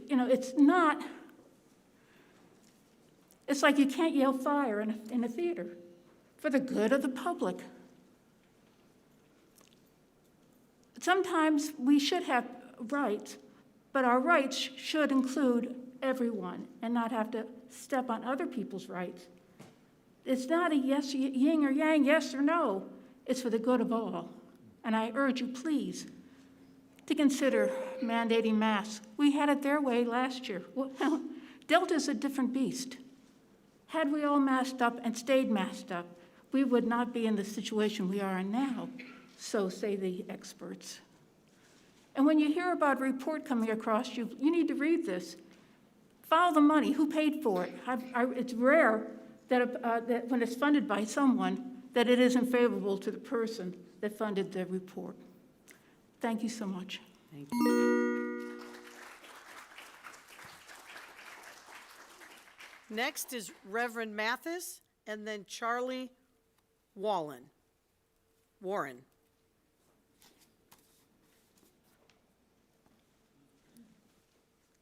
Honorable School Board and Superintendent, and to all of the staff. My name is Reverend Howard Mathis. I live at 6109 High Glen Drive, Lakeland. And I'm here to address the board in regards to the policy about the mask that is still on the books, because you have to have public hearings before you could remove it. And last month you said and voted to start that process. I'm a retired science teacher. I thank God I made it. That science teacher, she's pushing up daisies. Matter of fact, I was a 5th grade science teacher. Best 5th grade science teacher in this whole district. I said that last month when I came to this board meeting last month. I say if the school board doesn't implement a mask mandate, they're going to be sending our babies and our staff out into a petri dish. My hypothesis was correct. Now, what is going on is seemingly is this experiment, and we're experimenting with our babies. You need to do something to help at all extent to protect the staff and to protect our babies. And one of the real quick things that you can do is reinstate a mask mandate.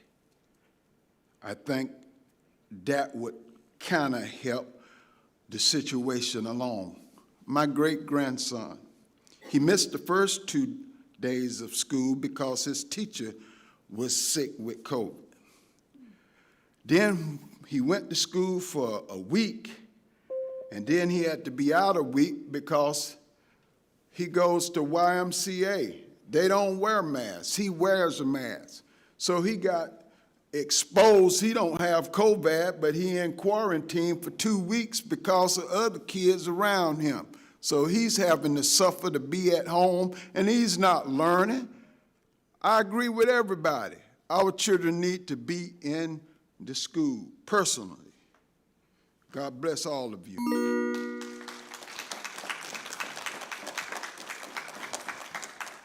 Charlie Warren, and then Deljean Ross.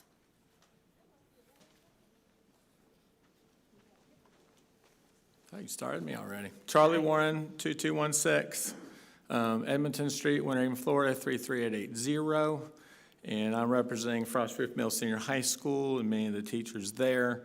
I'm also representing my family and county citizens defending freedom.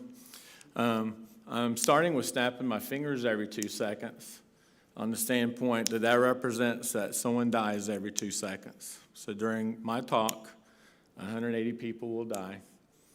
And it's sad, and it is very, very true that that will occur every 2 seconds. So it says in the Bible, in 170 different places, for us to fear not. It says 350 times in the Bible to not fear. One of the biggest studies that I've studied and researched, because I send you guys maybe something good about once a month that I feel like is very impactful, that will really share some truth about different things about masks, about these things that they call virus, which are not yet at this point in time. But nonetheless, you know, there's about 50 to 100 doctors that have shared the biggest reason why people maybe die earlier than they should is because they deal with anxiety, deal with fear, deal with different things. A lot of different studies, a lot of different backing. Then we could go into different comorbidities, things like that. Some doctors might fuss and argue that it'd be the opposite, but people are going to die. My son's been a police officer for a couple years now. I think that's one of the biggest things that he wasn't ready for, was just how much death he was going to see. Kids being killed because not wearing the seatbelt correctly, people being shot. He was a part of the big shootout that happened down in Frostproof where 3 people were murdered. It's just things that happen. As an educator for over 20 years, working with the Fellowship of Christian Athletes for 9, we have to be there for each other as much as possible.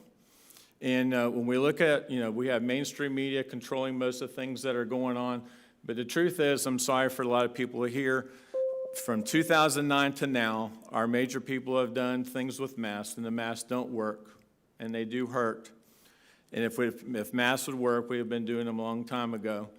As an educator, I've seen, I can count around 50 kids that's suffering at my school, kids cutting themselves, just an everyday torment for what they're going through.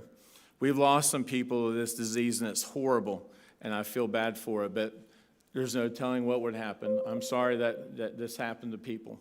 I lastly just want to say, you know what, no one wants to take ownership for us not being where we need to be, so I will. We need to do a better job overall for all kids at our schools, wherever we go. We have some people doing good things, and I give kudos to Miss Barnes. I think she's one of the best. But we need to do a better job. We need to step up, and we need to all be saying something that we can do better to be the best we can. And I can promise you kids will be better in school without masks. God bless you. Thank you. Next, we have Deljean Ross, and then Roberta Foster.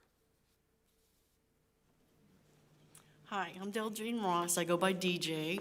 I live at 555 Lake Dexter Boulevard in Winter Haven. I find it hard to believe that we just today finished our 11th day of this school year. How many of you agree it feels a lot longer than 11 days? I'm a physical therapist for our district. This is my 23rd year as a physical therapist for Polk County Public Schools, and prior to that, I taught science courses for 15 years at Denison Junior High and Winter Haven High School. With degrees in biology, athletic training, physical therapy, physical education, and educational leadership, I have based most of my life on science and research. We are taught at a young age that we must research, perform tests or trials, collect data, examine the data to develop how and what we do in our lives. We follow research, the data that has been collected to determine safe driving speeds, the need for seat belts when we're in a vehicle, to set up nutritional diets that people should follow with heart disease or kidney disease, for various cancer treatments, to develop curriculum for our schools, and yes, to try to mitigate COVID-19. We have the science and data that show us that wearing masks help, social distancing helps, proper hand washing helps, and the vaccination for COVID can help. This is about following the science. As an itinerant employee, I have the opportunity to work at multiple schools across the county, interacting every day with staff and students on all grade levels. I interact with teachers, students, paraprofessionals, bus drivers, LEA facilitators, cafeteria staff, nurses, custodians, maintenance workers, and administrators. I may be in multiple classrooms throughout the day in several schools. I am doing my part in trying to not be a super spreader of this virus. With this being said, there are several things I would like to mention for your consideration. First, it concerns me that there's not a consistent system of documentation being done at our schools so that contact tracing can occur when the need arises. Oftentimes, it's happen chance that itinerant staff find out that the classroom they were in yesterday or the day before is now quarantined. Second, why are we not mandating masks? The majority of pediatricians, infectious disease specialists, pulmonologists, American Medical Association, the CDC, and local hospitals recommend the use of face coverings. This is science, research based on data. Third, at this time when the Delta variant is raging in our country and our county, our numbers of infected people and the percent of positivity are much higher now in Polk County than they were last year at this time. Why is there not an option for itinerant employees and other staff that can complete their duties, be able to work remotely, and be face-to-face when they need to be? We have lost many staff members. How many is it going to take? And God forbid it be a child. Thank you. Next, we have Roberta Foster and then Reverend Lynn Garner. Hi, I'm Roberta Foster. I live at 1234 Reynolds Road, Lakeland, Florida. I'm the grandparent of 2 children that go to Boswell Elementary. The governor of our state doesn't want the responsibility to try and stop the pandemic, and we as parents or grandparents who really know nothing about the science of the virus are supposed to know what the right thing to do with our children in school. Who are we as parents or grandparents able to make that decision, that medical decision? All kids in school, because this is what is happening. The Delta virus is taking our children, our daughters, our sons, and our elderly. Both my grandkids got COVID. Our whole house got COVID. Is the governor, the parents, the staff going to pay for my bills while we're off for 2 weeks, while we can't? Thank God I got the shots. If I hadn't gotten the shots, I'd be dead right now, or in ICU. Then to top it off, not one of my grandchildren's rooms were quarantined. Can you tell me why? Anybody tell me why my grandchildren's class was not quarantined? No. I called CDC. I called the health department. I called the school board. Do y'all know why it wasn't quarantined? You put me to here, CD put me to here, health department put to here. Are you taking care of my grandchildren? No, you're not. But then we got the teacher telling us, we didn't quarantine the class. Then we call the office says, oh yeah, we quarantined all the kids around your grandchild. It's airborne. Why quarantine half the class and not the other half? We actually got this from a poor little boy that got it from school. His whole class was quarantined. Why not my grandchildren? Can you at least call Boswell and ask them that? Yet you expect me to send them back there? You got teachers lying to me? You got staff lying to me? You're not taking care of my grandchildren. I fear for them. What are you guys going to do for them? Mandate mask. I don't want them to die, and I don't want to die.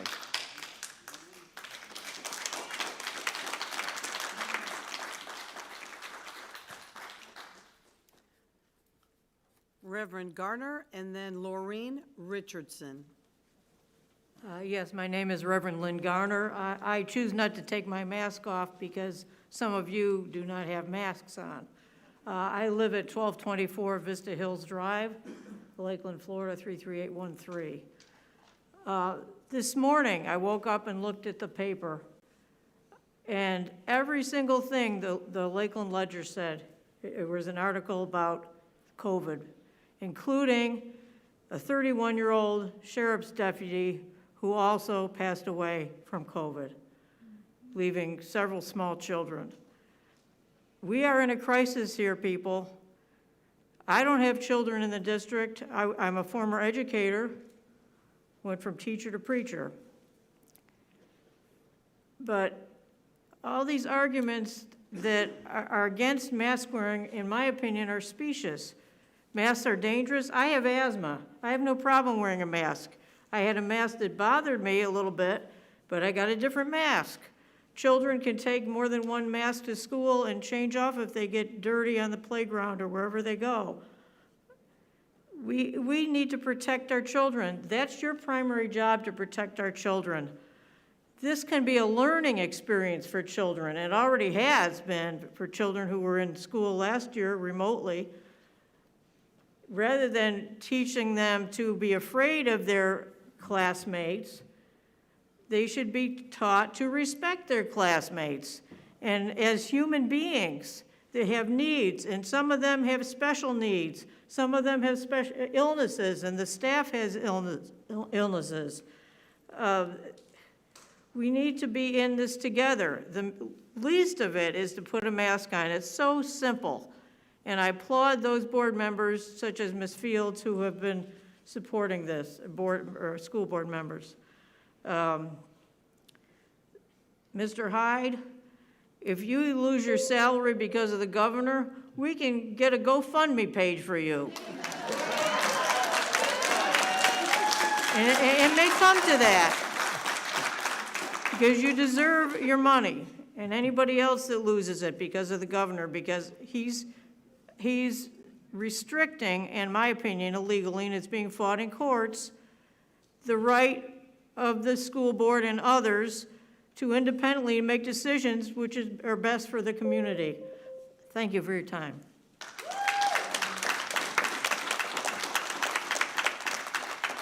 Next is Laureen Richardson, and then Chad Lisk. Good evening, everybody. I'm Laureen Richardson. I live in Bartow. And my granddaughter, Callie Richardson, attends Floral Avenue in Bartow. She's 11 years old and is therefore too young to receive the COVID vaccine. Last year, I made a decision to have Callie enroll in the e-learning in order to protect the life of myself, the life of my mother, who is 82, and she has a list of pre-existing conditions. This year, I begrudgingly put Callie back in school in person because it was hard for her to teach herself because I had to go to work. And Governor DeSantis made a decision to remove the e-learning option this year. I wouldn't put it there anyway. Last year, didn't y'all have to wear the mask to go to school? Didn't the kids have to wear them? So I don't understand the problem this year. Last year, I often received calls from the school that an individual had contracted the virus. Since school has started back this year, the calls have had a drastic uptick with multiple individuals at a time. I'm not used to speaking in public, y'all. My first time. At the time being infected, and I even received a call last Saturday, which has never happened before. I feel as if I'm sending my child into a death trap because she's still in elementary school, none of the kids are vaccinated, and I don't know if the teachers are either. I know they're not wearing masks, hers aren't, and the governor has gone out of his way to make the condition as dangerous as possible. I had a talk with Callie, and I asked if she would rather wear the mask and keep everyone safe or not wear the mask and put people in danger. She said that even though she does not wear the mask, she would rather keep everyone safe. I'm sure that if you spoke to your child, any of y'all, they would rather keep their friends and classmates alive and at the hospital than not wear a mask. And I don't understand why these adults are standing in the way of these kids being protected. I think Mr. Hyde should talk to the principal at the Paris Independent School District in Texas and make this mask a part of the uniform. And to me, what gets me is these people walking around without wearing a mask don't want to follow science, but when they get sick, they want to run to the hospital and use the science. You know what I mean? So I think you should follow the lead of that school district. Let's see what else I had to write. There's also a Miguel Cardona. He says he's the public education secretary. He says your funds can't be bothered. I'm sure you know about that. But I'm wondering if these parents have jobs, because if Callie is quarantined, that means she's bringing that disease home to me and my mom. And if she's quarantined, that means I got to quarantine, can't go to work. I need my job and my money. So I have nowhere to quarantine her. Where am I supposed to quarantine her at? Where? I can't lock her in the bedroom, lock her in the shed somewhere. So I'm just wondering, what's the problem this year that they don't have to wear masks, and they wore them last year? And all these calls is just ridiculous. It's not individual anymore, it's individuals infected at school. Thank you. Wait for the call. When somebody calls, you got to go in quarantine. I'll bring you to your house. You quarantine at your house. 'Cause I don't have nowhere to go. Thank you, ma'am. Your time is up. It did. You just kept talking. It's okay. Thank you. Next is Chad Lisk and then Rachel Bullock. Hello, my name is Chad Liskey. I live at 3350 West 10th Street. I have 4 children that go to school here, elementary and middle. I have a problem. I feel like my children are being discriminated against. Do you know what y'all's policy is on a vaccinated child compared to an unvaccinated child?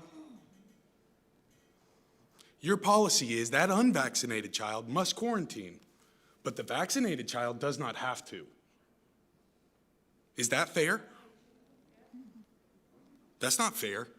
My child has missed more school this year than he's gone to school because he's unvaccinated. But the CDC has said that vaccination does not stop you from getting it, and we've all seen that. Correct. We have all seen that. So why is my child being discriminated against just because of a vaccination? My child has been quarantined 5 times last year and twice this year. We still have not caught COVID. Thank the Lord. But I am not going to stand here and say masks are good, masks are bad. I'm going to say don't discriminate, because that is what's being done here. Thank you. Thank you. Rachel Bullock and then Adam Holland.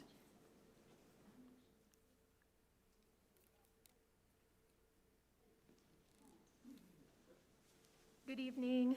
I'm Rachel Bullock, 6834 Broken Arrow Trail South, Lakeland.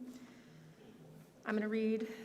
I'm a mother of 3, 2 in elementary school and an infant at home. I believe that deciding whether children should wear masks in public schools is not an individual health decision for parents to make. Rather, it's a public health decision that affects our whole community, and it's a decision for the school board to make in consultation with health experts.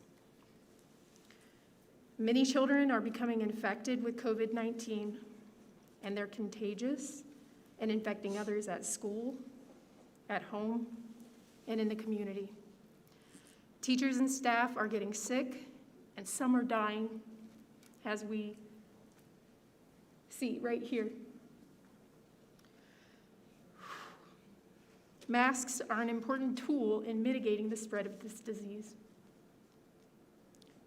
As a Marine Corps veteran, I view the simple act of wearing a mask a very small price to pay for protecting the health and freedom of our most vulnerable community members. I urge the school board to implement a mask mandate until the COVID cases are at a better level, until they're controlled in our community. It's a uniform solution to a public health problem. Thank you for your time.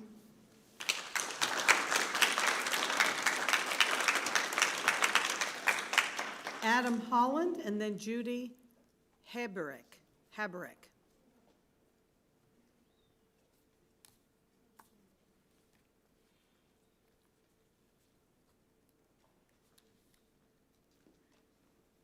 Thank you. I do want to say, Sarah, I appreciate your district. I was a Blue Devil. I grew up in Polk County. I went to Inwood Elementary, Westwood Middle School, and I graduated Winter Haven High School. And also, Ms. Fields, I want to thank you for what you're doing with your business. Those little girls, they are awesome. They're very polite, and I appreciate that. I'm speaking tonight in my profession. I'm a certified, I work on, and I inspect overhead equipment. I work in industrial fields. I travel all over the state of Florida. I work up really high in the air sometimes, and some jobs you do have to wear masks and coverings, and if you wear an N95 mask, the requirements, if it's too hot, you're only allowed to wear them for an hour, and you have to change them out. And sometimes, you know, when you're in the air and you're working and you're inspecting equipment, if you work 12 hours in 100-degree weather, I can speak by experience. If you're outside, everybody knows it's really hot. Well, last year I got really bad headaches from it. I was out in the field. I work at mines, I work in Miami, I'll be in North Florida. There's a lot of places. And I understand in climate-controlled environments, those can be fixed. My concerns, we all have critical thinking skills. The concerns that I raise, a lot are saying to trust the science. We all have taken a vaccine and been vaccinated, but then they're saying that we were 100% effective, then that changed. And then it was saying we were 60% effective. Now that's changed. Now they're saying we have to take a booster shot. And I heard one gentleman say that you have to surrender a little bit of your rights for a greater cause. Well, how much do we have to surrender? And the reason why I'm speaking up, I'm a father of 4-year-old twins. They were preemies. And I'll tell you, they were in a NICU. My wife had them at 27 weeks, and they were in there for 2.5 months. And I'll tell you, that will make you become a praying man. It will humble you. And those kids, my children, I got a boy and a girl, and I'm going to have another one on the way. I'm standing up for them because we're being told now that this is going to be the new normal, and then there's going to be other variants. And if we study, you understand that the coronavirus, and there's all types of forms of coronavirus, a common cold is a coronavirus. They still have not found a cure for the common cold. However, we all have wisdom. We can use common sense. We can read. We can study. I have 3 degrees. I worked hard for them. I worked a full-time job and went to college as I got my electrical degree and went back. But I will say this, when my twins got sick, one of our doctors told them they're lacking zinc. And if you get on the NIH, that's the National Institute of Health, I would ask everybody to take the time and look up things that can help your kids. One lady spoke up and said she was fearing for her child's death. Well, we know that children recover a lot faster than people that have pre-existing conditions. So if you look up on there, zinc, what it naturally does, it helps the immune system fight off invading bacteria and viruses. The body also needs zinc to make proteins and DNA. Red blood cells is a good part of zinc. I'm sorry if the time is up, but I would say take time to look at that. And also the reason why is our constitutional rights. I'll just leave this with you all. Under our civil rights, we have equal social opportunities that are protected under our laws. And under the Supreme Court, they made it clear, no right, nobody's, we're all citizens, is more sacred than the right of every individual to be in the control of their own person, free from all restraint and interference of others. If people want to wear a mask, wear a mask. If you choose not to, practice social distancing, be respectful for others. But you should have the right to be refrained from your own person. Those are our civil rights under the Constitution and our liberties, and we have to exercise them or we'll lose them all. It's important. But I thank you all for Thank your you. time. God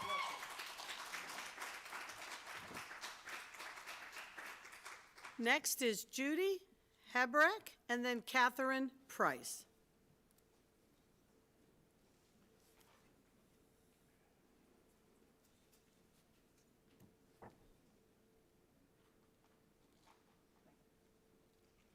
Judy Habrek, 14651 Angus Road, Polk City, Florida, 33868.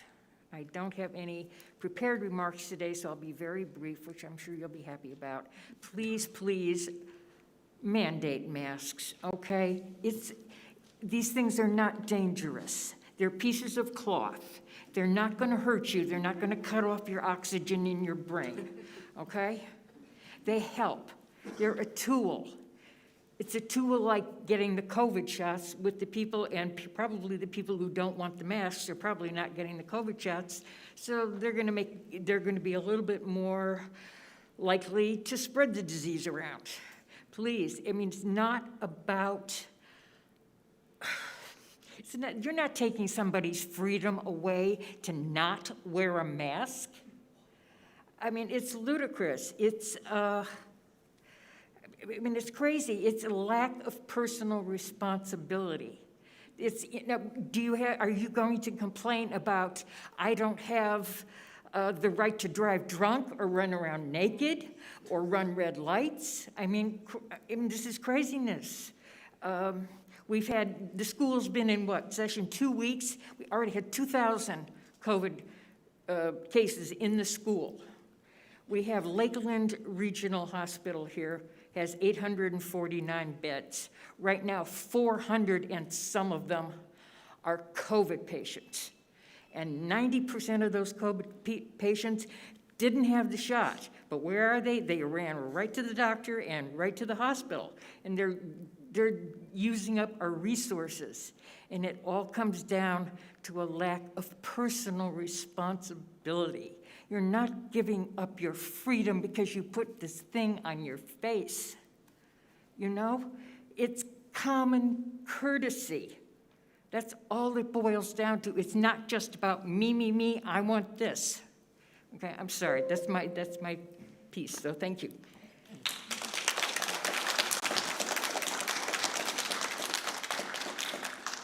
Catherine Price, and then Bishop Mincy.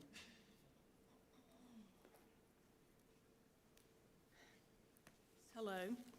I'm Catherine Price, and I'm the chair of the Polk County Democratic Party.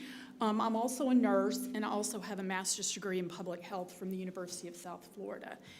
And, I've been listening to what people are saying. Yesterday, I looked at the Lakeland Regional site, and they do have 421 people in their hospital with COVID. 15% of those people were vaccinated, so that means 85% are not vaccinated. In their ICU unit, 11% of the 53 people in the ICU unit were vaccinated. On ventilators, only 8%. So that means 92% of the people on ventilators at Lakeland Regional were not vaccinated. So obviously, we all understand that these vaccines and these other measures are not 100% effective, but we also understand that they mitigate and they slow the movement of this virus in our community. A friend of mine 2 days ago told me that her sister has atrial fib, which is where your heart is running really, really fast. And she was having a really bad episode the other day, and she called her doctor, and her doctor said, ordinarily I would tell you to go to the hospital, but there are 27 ambulances lined up at the ER bay at Lakeland Regional Hospital, and it will take 3 hours if you call 911 for an ambulance. So part of what we're talking about right now is we're talking about a tremendous spike. Positivity rates in Polk County are very high. We need to do something to mitigate the situation right now. And one of those things is to insist on vaccinations, another is masking, and another is social distancing. And we need to do something like that in Polk County. The final thing I want to say is that the Polk County Democratic Party stands behind this board. We appreciate your work. We will stand behind all methods that you use to slow the movement of this virus here. So thank you very much.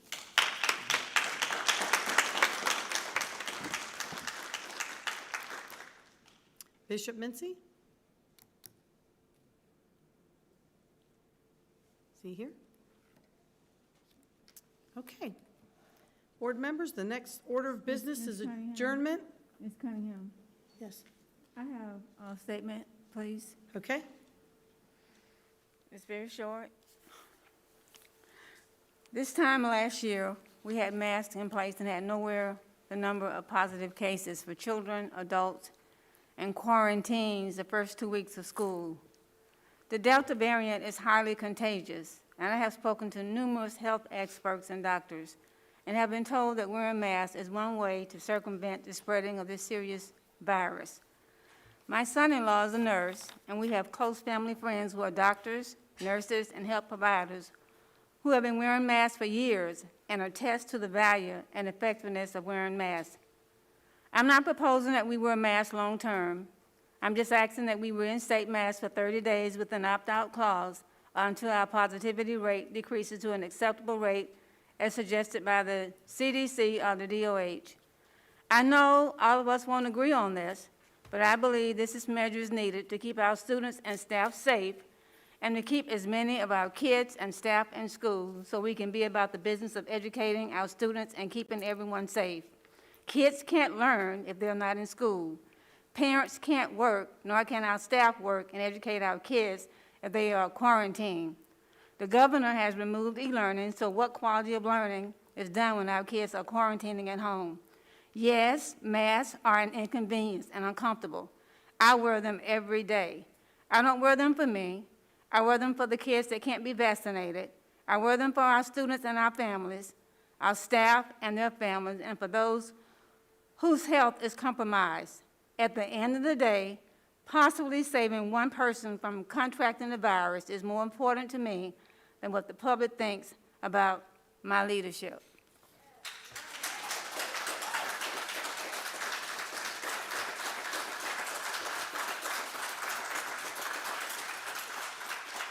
The next order of business is adjournment. Board members, there being no further business, the meeting of the Polk County School Board is now adjourned.